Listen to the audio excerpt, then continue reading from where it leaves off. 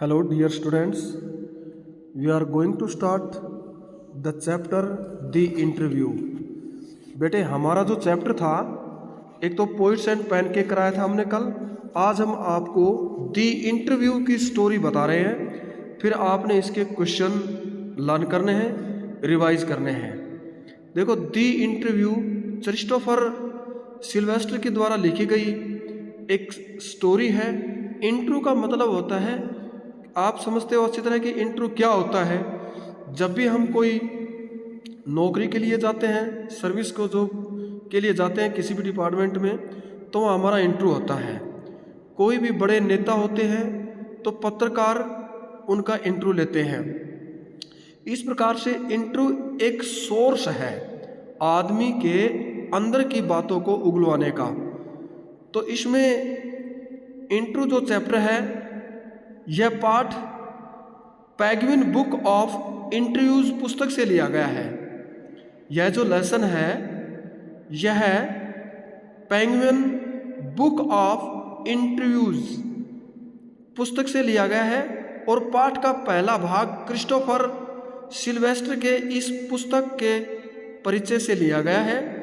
यहाँ सिल्वेस्टर हमें पत्रकारिता में साक्षात्कार के महत्व के बारे में बताता है।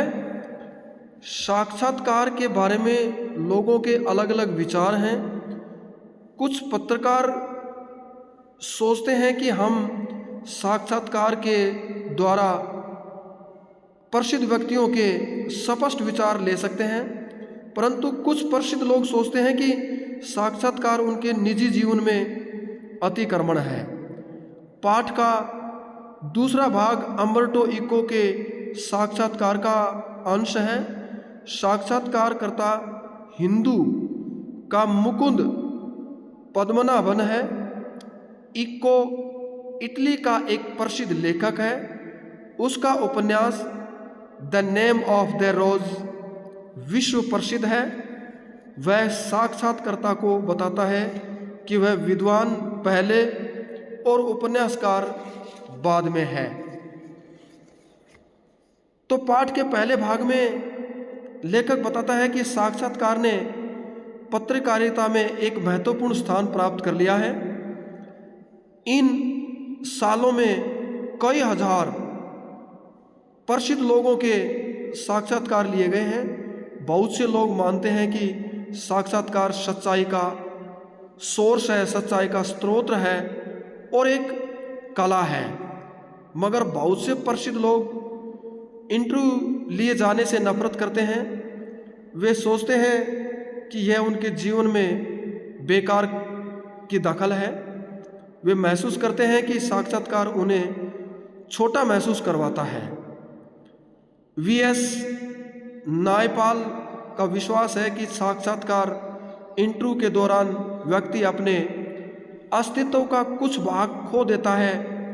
लुइस कैराल को साक्षात्कार से सही भय लगता था और वह कभी साक्षात्कार देने के लिए राजी नहीं हुआ। रूडयार्ड किपलिंग साक्षात्कार को एक अपराध, एक हमला, एक कायरतापूर्ण कार्य और बेकार मानता था। फिर भी किपलिंग ने मार्क ट्वेन का साक्षात्कार लिया था। H.G. वेल्स ने साक्षात्कार की कठोर परीक्षा का जिक्र किया था, मगर उसका साक्षात्कार अक्सर लिया जाता था। एक बार उसने स्वयं रूस के नेता जोसेफ स्टालिन का साक्षात्कार लिया था। अमेरिकी लेखक साल बेलो का कई बार साक्षात्कार लिया गया। उसने साक्षात्कार का इंटरव्यू का वर्णन सांस की नली पर किसी अंगूठे के रूप में किया था। फिर भी इन कमियों के बावजूद इंटरव्यू संचार का एक अच्छा माध्यम है। डेनिस बेरियान के अनुसार किसी भी अन्य समय की अपेक्षा हमारे समकालीन लोगों के बारे में हमारे स्पष्ट विचार इंटरव्यू के द्वारा ही बने हैं। साक्षात्कार लेने वाला व्यक्ति या साक्षात इंटरव्यू लेने वाला शक्ति और प्रभाव का स्थान रखता है। और इसमें जो पाठ का दूसरा भाग अम्बर्टो इको के साक्षात्कार का एक अंश है। साक्षात्कार इंटरव्यू लेने वाला हिंदू का मुकुंद पद्मनाभन है। मुकुंद इको से पूछता है कि वह किस प्रकार इतने अधिक काम कर लेता है। इको उत्तर देता है कि उसकी कुछ दार्शनिक रुचियों के कारण है ये, और वह इन रुचियों को अपने उपन्यासों और अपने शैक्षणिक काम के द्वारा पूरा करता है। वह अपने बच्चों वाली किताबों में इन रुचियों को दर्शाता है क्योंकि अहिंसा और शांति के बारे में है वो। तब इको साक्षात्कार इंटरव्यू लेने वाले को अपने रहस्य के बारे में बताता है। वह कहता है कि हम सब के जीवन में बहुत से खाली स्थान होते हैं। वह इन्हें अंतराल कहता है। वह मुकुंद को एक उदाहरण देता है। वह उसे कहता है कि वह कल्पना करे कि वह इको के स्थान पर है। वह समय जिसके दौरान वह इको का इंतज़ार कर रहा है एक इंटरस्टिस या एक खाली स्थान है। इको कहता है कि वह ऐसे खाली स्थान में काम करता है, लेकिन इको उसे कहता है कि उसने उसके लिए इंतज़ार करने के समय में पहले ही एक लेख लिख लिया है। इंटरव्यू लेने वाला अम्बर्टो इको से उसके बारे में पूछता है कि उसका काम बड़ी बुद्धि से और उसके गैर उपन्यासिक काम में एक खास गुण क्यों है। उसके उत्तर में इको वह समय याद करता है जब उसने इटली में अपनी पहली डॉक्टरेट का शोध ग्रंथ दिया था।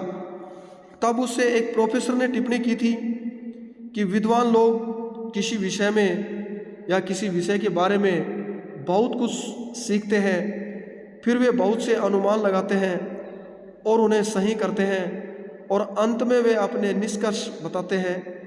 इसके विपरीत इको ने अपनी शोध की कहानी बताई थी जिसमें उसके प्रयत्न और गलतियां भी शामिल थी। इसके साथ ही लेकिन प्रोफेसर ने यह बात पहचानी थी कि उस समय वह 22 साल का था। उसने समझ लिया था कि विद्वतापूर्ण किताबें अपने शोध की कहानी बताकर लिखी जानी चाहिए। इसलिए इको के लेख का रूप यानी सदा वर्णनात्मक होता है। उसने 40 विद्वतापूर्ण गैर उपन्यासिक रचनाएं लिखी हैं और केवल 5 उपन्यास लिखे हैं। उसने उपन्यास 50 साल की उम्र में लिखने आरंभ किए थे। वह कहता है कि केवल इको सही था क्योंकि इको ने अपने शोध ग्रंथ को पुस्तक के रूप में प्रकाशित करवाया था। इको ने इंटरव्यू लेने वालों को बताया कि उपन्यास ही उसके वर्णन की रुचि को संतुष्ट करते हैं। मुकुंद इंटरव्यूअर उससे पूछता है कि क्या उसे इस बात से परेशानी होती है जब लोग उसे केवल एक उपन्यासकार के रूप में ही पहचानते हैं। तो इको कहता है कि उसे इस बात से कोई परेशानी नहीं होती क्योंकि वह खुद को एक विश्वविद्यालय का प्रोफेसर मानता है जो रविवार को उपन्यास लिखता है। तब मुकुंद इको के प्रसिद्ध उपन्यास द नेम ऑफ द रोज के बारे में बात करता है। यह बहुत गंभीर उपन्यास है। यह एक सतर पर जासूसी कहानी है, मगर यह अलौकिकता, धर्म विज्ञान और मध्ययुगीन इतिहास का एक गहन अध्ययन भी है। फिर भी यह बहुत अधिक प्रसिद्ध हो गया। मुकुंद इको से पूछता है कि क्या वह इसकी अप्रत्याशित सफलता से हैरान हो गया था। तो इको कहता है कि वह हैरान नहीं हो गया था, मगर पत्रकार और प्रकाशक हैरान हो गए थे। जैसे कि आमतौर पर यह माना जाता है कि आम लोग गंभीर या कठिन पठन अनुभव पसंद नहीं करते हैं, वे घटिया प्रकार के उपन्यास पसंद करते हैं। द नेम ऑफ द रोज की 1 करोड़ से 1.5 करोड़ तक कॉपी बिकी। फिर भी इको के अनुसार वह पाठकों के केवल थोड़े अनुपात तक ही पहुंचा मगर ये पूरी तरह से वही पाठक है जो आसान प्रकार का पठन अनुभव नहीं चाहते। मुकुंद जानना चाहता है कि क्या उसके उपन्यास द नेम ऑफ द रोज की सफलता इस बात के कारण है कि यह मध्यकालीन इतिहास के एक भाग के बारे में है। इको कहता है कि वह प्राय एक चीनी बुद्धिमान व्यक्ति की तरह कहानियां बताता है, और वह कहता है कि उसकी पुस्तक छपने से पहले मध्यकालीन अतीत के बारे में कई पुस्तकें छप चुकी थी। वह कहता है कि किसी पुस्तक की सफलता सदा एक रहस्य होती है, कोई इसकी भविष्यवाणी नहीं कर सकता। वह कहता है कि अगर उसने अपना उपन्यास 10 साल पहले या 10 साल बाद लिखा होता तो इसकी सफलता ऐसी नहीं होती। इस समय उसका उपन्यास क्यों सफल हो गया, यह एक रहस्य है। तो जो इंट्रो वाला जो चैप्टर है हमारा और अम्बर्टो इको का है, बेटा ये आपने अच्छी तरह से इसकी स्टोरी को सुनना है। जो जर्नलिज्म के एक तरीके के रूप में इंट्रो का आविष्कार लगभग 130 साल पहले हुआ था, तब से यह संचार का एक महत्वपूर्ण साधन बन गया है। कुछ लोग सोचते हैं कि अपने उच्चतम रूप में इंट्रो सच्चाई का स्रोत है, इसका प्रयोग एक कला है। इंट्रो के द्वारा हम किसी परिचित व्यक्ति के बारे में जानते हैं। इंट्रो के माध्यम से वह परिचित व्यक्ति हमसे बात करता है। बहुत से परिचित लोग एवं लेखक इंट्रो लिए जाने से नफरत करते हैं और वे सोचते हैं कि उनके जीवन में बेकार किया ये दखल है। वे महसूस करते हैं कि इंट्रो उन्हें छोटा महसूस कराता है। जैसे कि हमने आपको पहले बताया दिया कि कुछ जो पर्सनालिटीज़ हैं, जैसे वीएस नायपाल के अपने विचार हैं कि इंट्रो के दौरान व्यक्ति अपने अस्तित्व का कुछ भाग खो देता है। लेकिन कुछ प्राचीन संस्कृतियां और कबीले फोटो खिंचवाने से नफरत करते हैं। उनका विश्वास है कि अगर कोई व्यक्ति किसी की फोटो ले रहा है तो वह उस व्यक्ति की आत्मा चुरा रहा है। वे सोचते हैं कि इस प्रक्रिया में जिस व्यक्ति का फोटो लिया जा रहा है वह अपना एक भाग खो देता है। साल बेलो एक अमेरिकी लेखक था। उसका कई बार इंट्रो लिया गया, लेकिन वह इंट्रो देना पसंद नहीं करता था। उसका विचार था कि यह व्यक्ति की गोपनीयता पर प्रहार है। उसने कहा कि इंट्रो देते समय उसका दम घुटता था, इसलिए वह सोचता था कि इंट्रो वर्णन में सांस की नली पर अंगूठे के निशान होते हैं। तो आज के संसार में इंट्रो पत्रकारिता का एक महत्वपूर्ण अंग बन चुका है बेटे, और इंट्रो के द्वारा हम किसी परिचित व्यक्ति के विचारों को जान सकते हैं। इसलिए आधुनिक संसार में इंट्रो व्यक्ति के बारे में सूचना का हमारा मुख्य स्रोत है। हाँ, ऐसा लगता है कि अम्बर्टो इको साक्षात्कार देना पसंद करता है। उसका इंट्रो द हिंदू अखबार का पत्रकार मुकुंद पद्मनाभन लेता है। ये जो मुकुंद पद्मनाभन है ये एक पत्रकार है। ये वह कुछ लेखक सोचते हैं कि इंट्रो किसी व्यक्ति के जीवन में यानी अवांछनीय दखल है, मगर इको ऐसा नहीं सोचता। वह मुकुंद के आने का इंतजार करता है। वह उस द्वारा पूछे गए हर प्रश्न का उत्तर रुचि से देता है। वह अपने बारे में गप नहीं मारता। इसके विपरीत वह अपनी उपलब्धियों के बारे में बहुत विनम्र है।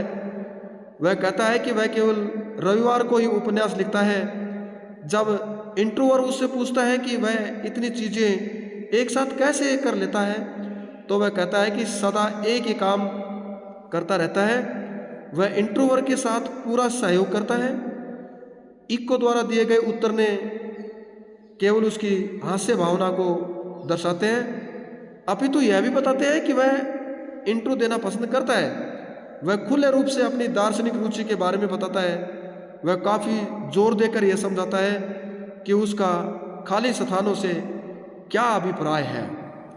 वह हमें अपने विविधतापूर्ण कामों के बारे में और अपने उपन्यास द नेम ऑफ द रोज के बारे में बताता है। इसलिए हम ये कह सकते हैं कि इंट्रो देने से नफरत नहीं करना चाहिए या नहीं करना चाहिए।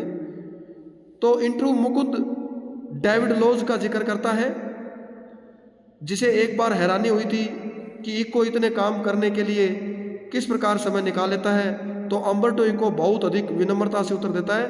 वह कहता है कि वह केवल बहुत से काम करते हुए प्रतीत होता है, मगर वह सदा एक ही काम करता रहता है। तो अम्बर्टो इको कहता है कि हमारे जीवन में बहुत से खाली स्थान होते हैं, यह इन स्थानों को अंतराल कहता है।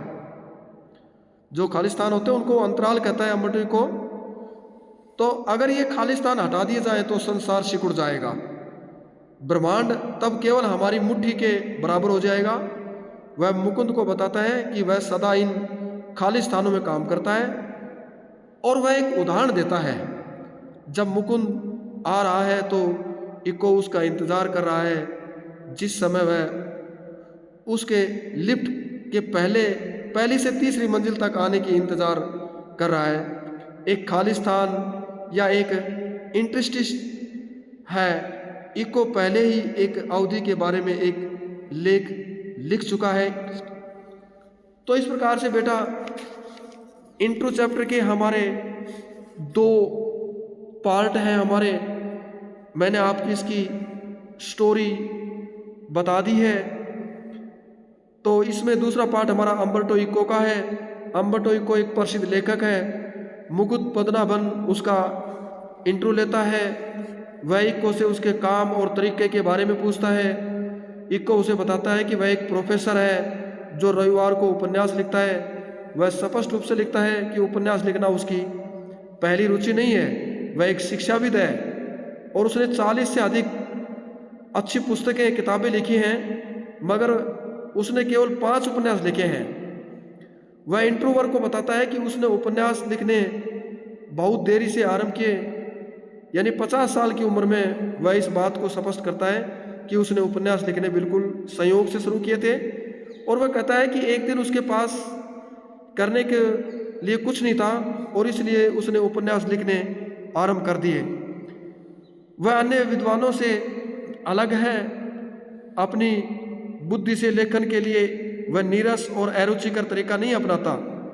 वह अपने शोध की कहानी बताता है, इसलिए उसकी विद्वतापूर्ण लेखन में भी वर्णनात्मक गुण है। उपन्यास लेखन उसका वर्णन की रुचि को संतुष्ट करता है। उसकी विद्वतापूर्ण लेखन में प्रतीकों और चिन्हों पर एक बहुत महत्वपूर्ण कृति है, किंतु उसकी प्रसिद्धि शैक्षणिक लेखन पर निर्भर नहीं करती। तो वह उपन्यासकार के रूप में जाना जाता है, परंतु इको यह बात स्पष्ट कर देता है कि पहले विद्वान है और उपन्यासकार बाद में है। वह अपनी पहचान पूरी तरह विद्वान समुदाय से करता है। इस प्रकार से ये हमारे चैप्टर दोनों की स्टोरी थी। इसको रीड करना और इसके क्वेश्चन रिवाइज करना बेटे। Okay, thank you.